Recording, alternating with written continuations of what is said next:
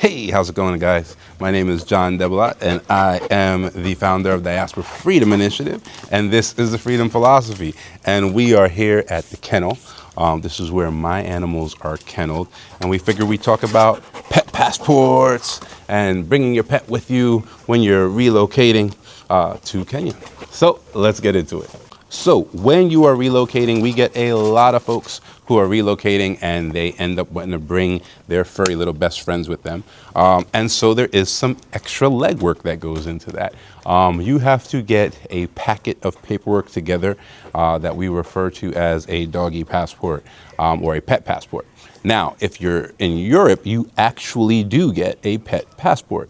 In the United States, you get a stack of papers, most of it from the USDA, that we refer to as a pet passport.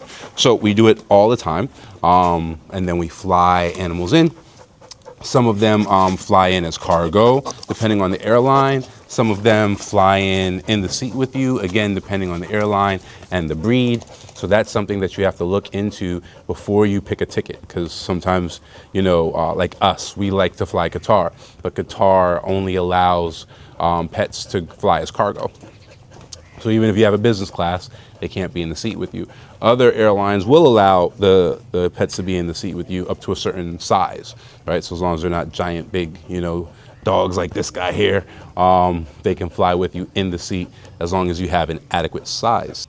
So now, what ends up happening is they have to have all of their shots. They have to be up to date, and they have to meet the criteria of both your local animal organization. In the United States, it's USDA, and the Kenyan Animal Organization, right? They also have to have a microchip, and the microchip has to be readable by the country you're going into. Sit, lay, stay. So that microchip has to be readable by the country you're going into. So it has to be the right technology. It can't just be a microchip, right? It has to be the right microchip. So that is the number one thing that a lot of people don't have, or they have a microchip that's maybe super advanced or something like that, some GPS microchip or something like that, that can't be read in the country you're going to. That's not going to count. So you're going to need a new one.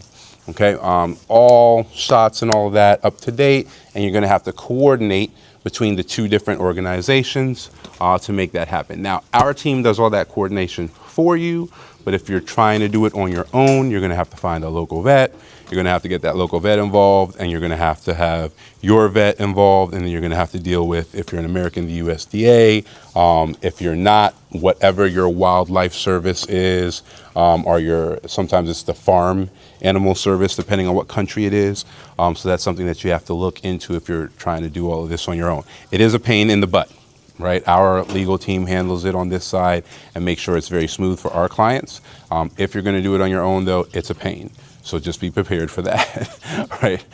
So the last family that came through had 5 dogs, 3 cats, pain in the butt, right? However, once you're here, a lot of times you want to move around. Like you get here, you're in Kenya, you want to go check out Uganda, you want to go check out Rwanda, you want to go check out Tanzania and all these places. That's where places like this come into play. And then you can leave your dog at a trusted kennel like this one, and they will watch your animal until you get back into town. Also, this particular place also does animal grooming, and there is a vet who just happens to be our vet right down the road that comes here and does like house calls here and administers vaccines, and if there's a cut or anything like that going on, or deworming, or anything of that nature, the things that we have to deal with as pet owners, the vet comes right here and handles it for you. And of course, places like this, as you well know, are always staffed by animal lovers, right? If you're not an animal lover, there's no way in the world that you're working in a place like this, right? So that is it. So we are here at Linda's Pet Palace. That's what this one is called. And this is how you handle the animals once you get here and you need, to go somewhere. For us, we're building a new house. And so we needed this particular Rottweiler here because at the house we only have a 2-dog kennel, and we have 3 dogs right now. So 2 dogs are at that kennel, and then 1 dog is here.